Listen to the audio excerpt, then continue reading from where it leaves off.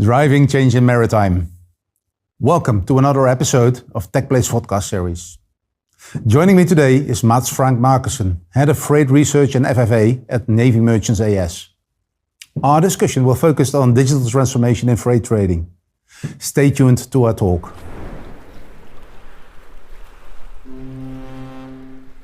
Mads, hi, good to have you on our TechPlace podcast series.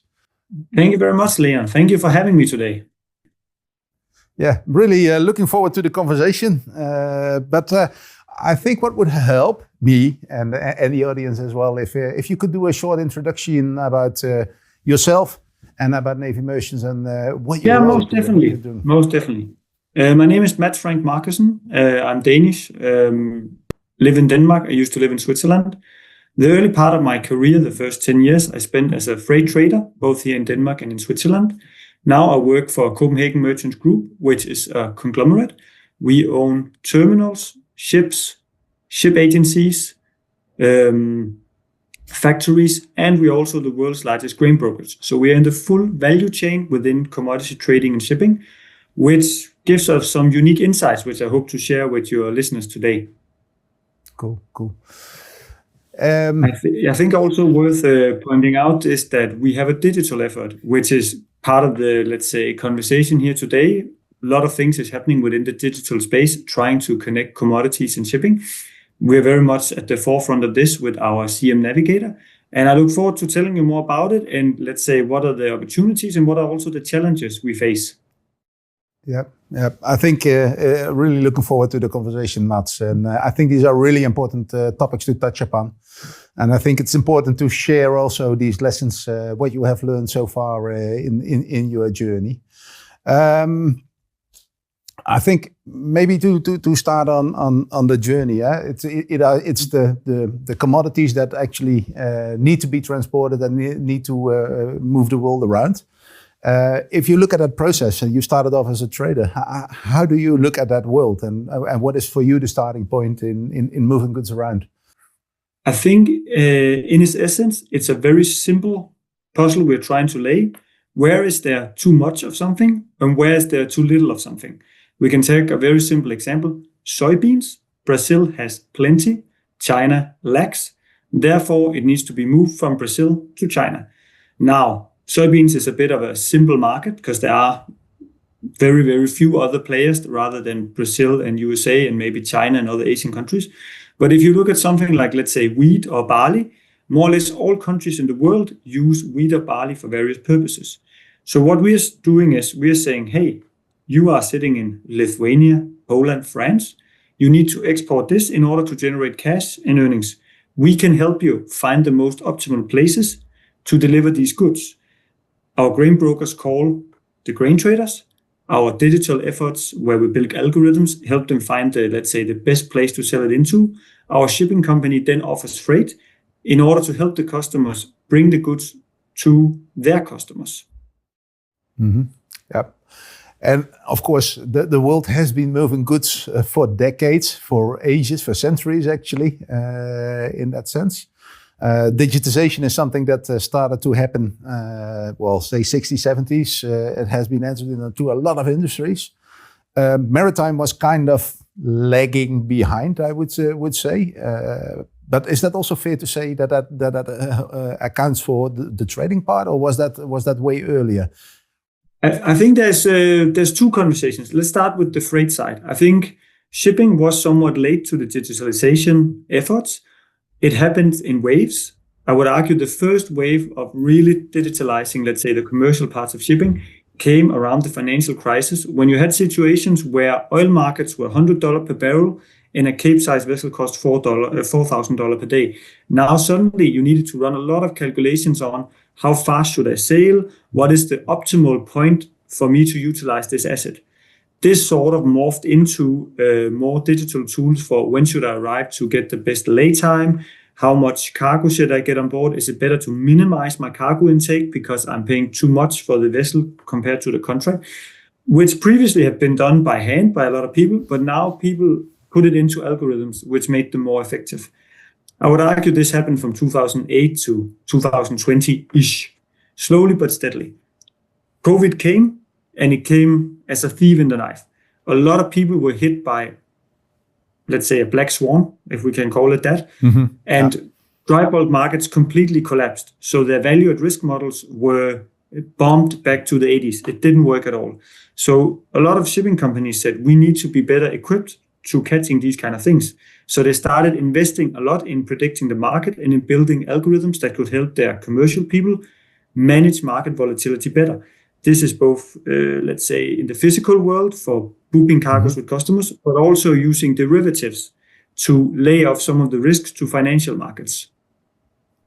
In parallel, you had a somewhat similar process within grain markets, but with the big difference that in shipping markets, we've always been quite collaborative, because there's been very few ship owners in dry bulk who has been big enough to really build these things themselves, because it's expensive. So if you build a very good model for predicting fuel, having 10 data scientists sitting in a company is a lot. So you need to monetize it. I can tell you, for example, there was a Danish company called Clipper. They developed this and then they sell it off to some kind of venture capital fund, because they're not an IT company, they're a shipping company. And I think this is a story I've seen played out over the years, again and again in shipping. But that also means that knowledge is somewhat democratized. In grain markets, you had a few majors who are major, like revenues $50 to $100 billion a year. What they compete on and how competitive that market is means that they do not share anything. They don't do shared efforts. So you have someone like, let's say, Bunge or Cargill, who builds a rocket launcher of a machine inside their own company, but with no incentive to share them. And many of these companies have turned into quasi-IT companies by the sheer size of what they're doing. Yeah. And is that, do you see that these companies are able to leverage that powerfully, or do you feel like the IT has been more and more commoditized and has become widely available, so it's also kind of attacking or fitting into their business model or competing with their business model? It's a conversation with 2 points. The first is that the largest players have grown larger and larger and larger in terms of revenue over the years. So the big is getting bigger. I think that's happening within all industries, airlines, banking, etc. I think this is a part of digitalization, financialization of markets. I think it's very natural. What is interesting in grain market is, if you look at it on an inflation-adjusted basis, prices are lower than ever. People who buy grain has never been able to buy it so cheap. So a lot of these, let's say, value-adding digital efforts have translated into lower prices for consumers, which is super positive. I think if you see the same in I don't know if I call it digitalization, but where they are bioengineering crops, where they're doing all kind of chemical things for good or worse, it creates bigger yields, it creates bigger crops, it makes them more drought resistant, meaning that more people can get food, more people can have a life that's worth living. And I think that's super positive. Yeah. And it's interesting that you mentioned like the shipping world has always been collaborative. If you look at the current world, which is pretty much in turmoil, a lot of things are happening. What are your thoughts or what are your ideas on how this will play eventually down into these kind of trading supply chain areas? I think it reaffirms my belief that also in the future bigger companies will become bigger, because you will have these shocks, you will face these disruptions, you will be in trouble from time to time. It cannot be avoided. Now, if you have 300 ships and a cargo book of 50 million tons, you can survive a bit of trouble here, a bit of trouble there, because it smooths out, it evens out over the years. But if you're a very small niche player, you might end up in trouble. To give you an example, let's say you are a grain trading company in Israel. I would imagine that you are having quite a hard time. But if you are a global multinational company where you trade some into Israel, but also a lot into Spain and Mexico and all other countries which are working perfectly fine, then you can survive these kind of, let's say, geopolitical shocks. Clear. with the experience that you do have, and I've been in the world of really operational excellence. People are running operations. It is actually the physical movement of the goods. It's a vessel arriving in the port. All the things that need to be organized. A lot of coordination, orchestration is needing to go on.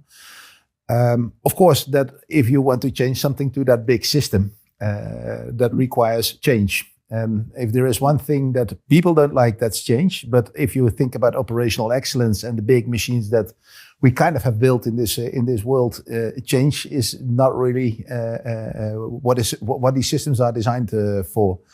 How do you look at change from the role that you're playing and that you have within your company? How is it affecting the industry, and how is it being brought forward? I think change is you cannot avoid it. And I think there are different people with different mindsets. But what I've seen over and over is that if you don't adapt, sooner or later, someone will adapt for you. I think whether you open a management book from the 70s or you open one today, it's many of the same things that is repeating again and again. What we are focusing a lot on in what we do when we do change management is aligning incentives. Because we cannot build some dashboard and hope that people will use it. They will need to have a clear incentive to use it. If I'm going to give you a good example from our grain brokerage, we have around 30 brokers who each collect bids and offers from their customers. Let's say they collect 10 bids and offers every day. So there are 300 numbers of what is the market today. Now, getting them to put that into some sort of spreadsheet or database or something, because, well, that would be nice so we have it for the future, is no go. We tried that for some years ago, didn't work. Then we changed it around and said, what must we change to make it so attractive for you to put this in that you want to do it voluntarily? And they came back with the feedback. One of them being, well, if you could then automatically match my bid with my other colleagues' offers, then, we can do much more business. Super. So now we identified what is, let's say, the barrier to success, and we built that. And we've seen a massive uptake in, let's say, the willingness to change, which has been positive. And I think it goes back to all other cases I've seen. If people are not incentivized, if it doesn't really solve a problem, and not by making it 1-2% better, it needs to be 50% better. But if it is 50% better, most people will change. If you are in shipping, if you are in trading, you're used to changes. You wake up every day and something has gone wrong and you have to fix it. So most people are accustomed to change, but then there's important things to change, and there are things that are, let's say, they don't feel the urgency to do so. Yeah, I get. And it is also like if you look in the world of shipping, what I notice, like especially if you run into operations, those people are really good in fixing problems, and every problem is different every time again. So in that sense, I fully agree with you. Like there is a willingness or an ability to adapt, I would say, in that sense. But the systems that have been built, I still feel like there is a lot of resistance built within these systems that actually prohibits change. I think one of the areas that I always find striking is like if you look at the charter party clauses, the charter parties that are being set up, depending on which industry you are, but those remain the same. Even there might be conflicting articles within one, or we actually avoid doing additional work and stating as per previous, and we don't have a look at does it make any sense on that part. If you look at the implementations, you are running the system, the digitization effort. Of course, you need to look at incentives. What are the other things that you need to take into account within that change, within that adoption cycle? I think one thing that always surprises us, given we're a global company with offices in Switzerland, Brazil, and Dubai, is there's always some sort of culture or regional twist to how people use things and what is the default way of using a software system. And these conversations is really hard to have, not because people don't want to have them, but because they're unaware of them. So often the best conversations is had sitting next to someone. So if someone in Spain is having a use case of something, it's better to either fly them up and spend a day sitting together talking, finding out what is the real problem here, what are you really trying to fix, what are you trying to solve, because Teams meeting doesn't work. You can only go so far when you're digital. So even though we're trying to digitalize some of the workflow, people are still persons, and persons are best connected with in real life. Clear.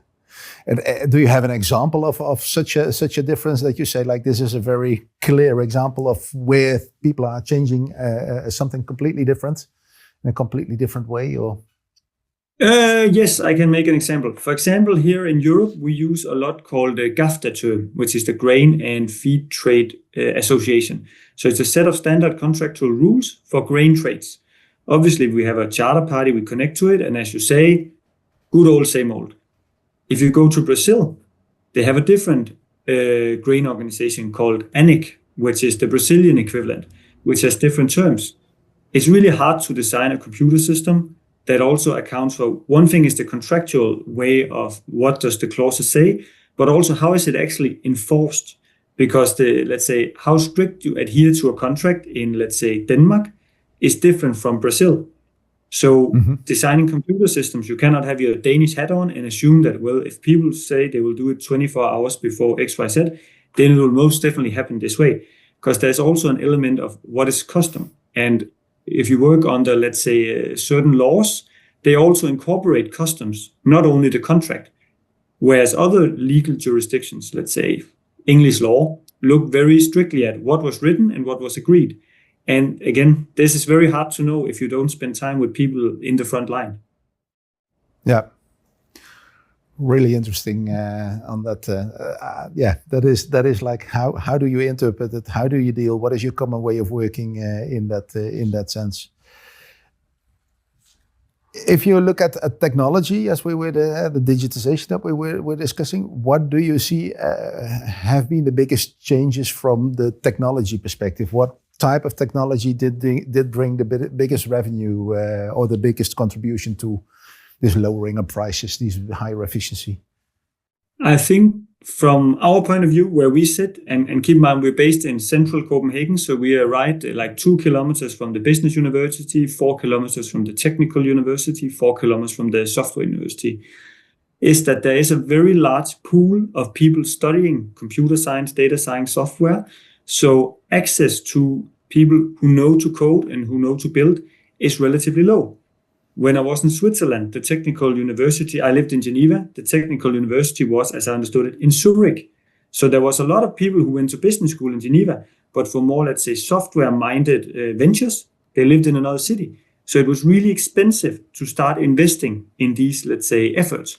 Whereas here in Copenhagen, we always have a few student assistants on the team because it's like an option you sit on. You have people, they build on something, it's relatively cheap. Maybe it becomes good, but you have some extra capacity in your system.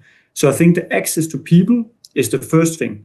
The second thing is that in something like Python today, there's so many open source packages of high quality that even a student assistant with limited knowledge of, let's say, a business, if you have a good API with a lot of data and you give them, let's say, somewhat clear instructions and allow a little bit of, let's say, playing around with things, you can actually get quite interesting proof of concepts out quite fast. Which, when I look back 10 years ago, very different. It was much slower. Data was in 10 different servers. Now everything is on the cloud. You have everything lined up, and you just need the good ideas. And so you can, let's say, iterate your products and your ideas much faster. So it's not even the technology itself, but is the availability of the technology, which is lowering the boundaries. Yeah. Because I think a lot of the statistical things that has been, let's say, rolled out in various forms and various software products over the last couple of years, they existed for the last 50 years. But the barrier of entry and the cost of doing things was prohibitively high. This has been lowered. And if you're even more fresh, I know some of the shipping companies here in Denmark, they have development teams sitting in Ukraine and India, so they can bring this cost even lower. Yeah, yeah. It's really interesting to see how availability of technology pushes. It's always the business pushes technology and technology pushes business. I think that is the kind of cycle that you need to break. And then if you can speed up that cycle, that is really really interesting. If you look at trade at the digitization, of course, now we're looking more and more into AI. I think that is actually even shortening the cycles even more, I guess. How do you look at that? I think the current version of, let's call them LLMs, are great for writing and checking emails and being sort of like a student assistant. For coding, what I can understand from the software professionals is it's not very good because it's trained on how did you used to do things. And the tech landscape is always evolving.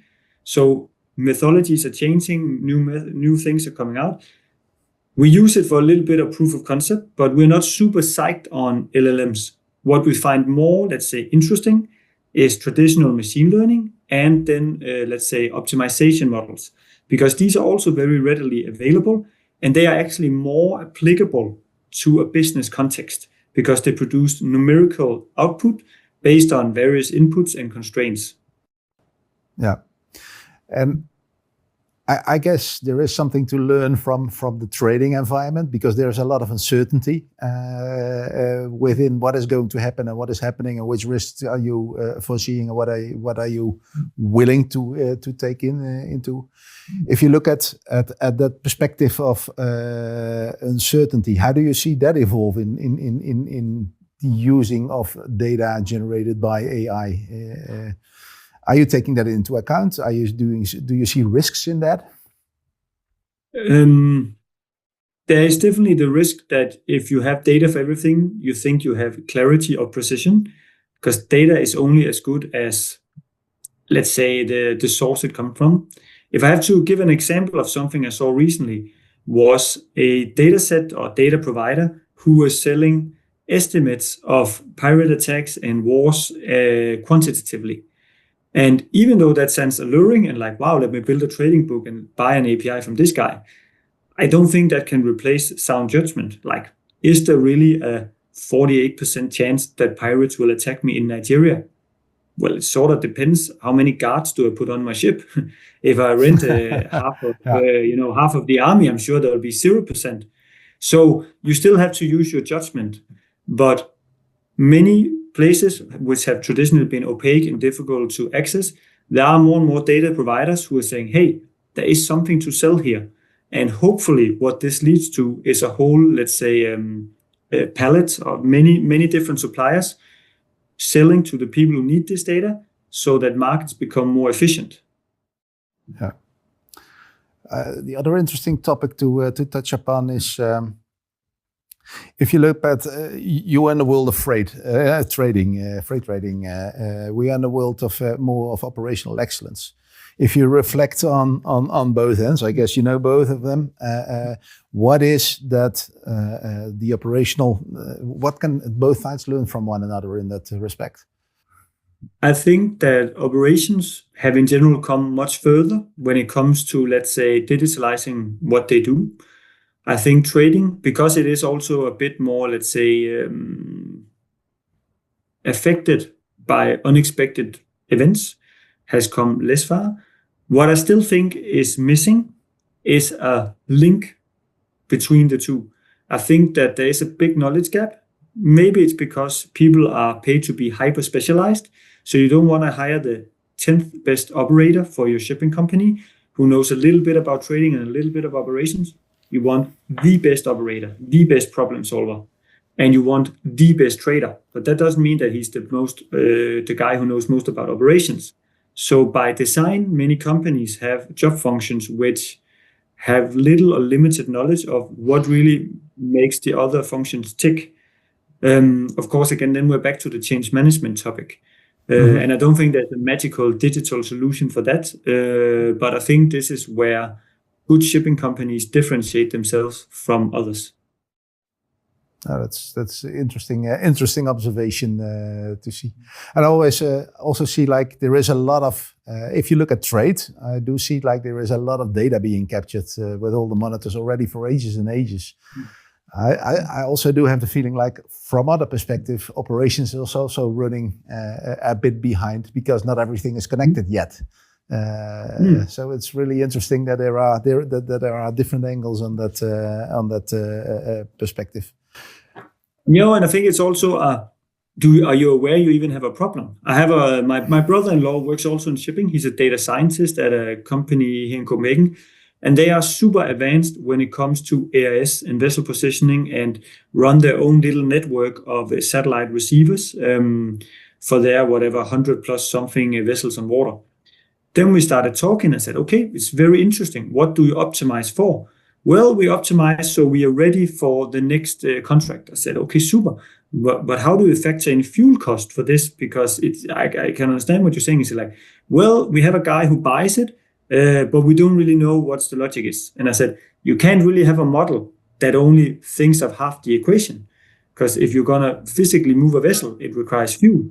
And I think I'm not saying it was a light bulb moment for him, but I think for a lot of people, they're so focused on what they do and what they can affect that they sometimes forget let's say, the broader whole, especially when it comes to operational decisions.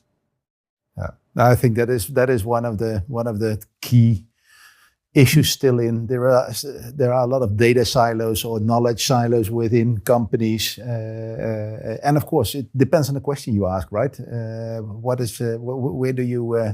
Where do you put the boundaries of the problem you're looking at? You need to kind of nail it down or boil it down to what is it that you guys effectively are looking at. But of course, what are the parts of the equation you do not take into account?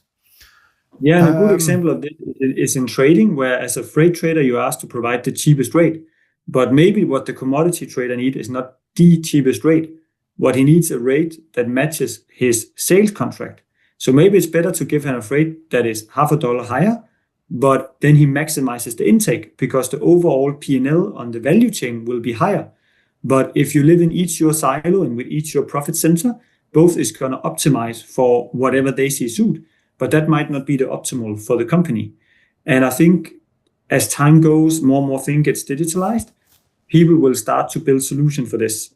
So in the end, you will almost have from farm to fork, you will have solutions for how to calculate your P&L and your risk all the way through. Yeah, nice.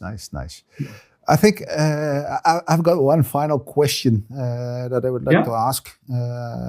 Is like, and typically I start with it, but today I end with it. It is like, what is the thing that most people do not know about the maritime industry, trading operations, and that they should be aware of? I think we touched upon quite some topics already, but the final observation on this one, please. I will come from a bit, let me say, more soft place on this one. Mm-hmm. It's the seafarers and the risk they run of being imprisoned while they're sailing around the world, especially now where narcotics trade is so big. Ocean-going vessels are quite often used to smuggle these without the knowledge of the seafarers on board. Maybe some of them do know, maybe they don't, but there's quite a lot of seafarers stuck in prisons in especially third world countries where, to the best of my knowledge and what I read, doesn't seem like they are, if you've been sailing for 30 years with a ship company, that you suddenly turn into a drug smuggler with 2 years to go before you retire. And I think this is worth highlighting, that there are people out there doing the dirty work and they are at risk because they operate sort of between the lines. Yeah. Okay. I really appreciate you sharing this one. I think this is what we should prevent of happening. Having that is, that would be a nightmare, or it is a nightmare basically for a lot of people. Okay, Mads, thank you very much for the conversation and the talk. I really enjoyed it. I again had some really interesting insights, and I hope the audience enjoys it as well. Thank you. Thank you too.